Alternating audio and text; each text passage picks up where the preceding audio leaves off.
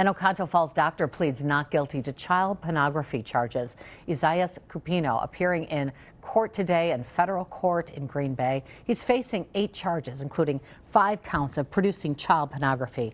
A trial date is set for April 20th. It's expected to last about a week. Authorities arrested the 65-year-old physician in late August. The arrest followed a cyber tip about images uploaded from Oconto Falls involving a young girl. Federal prosecutors filed a new indictment this week, leading to those 8 charges.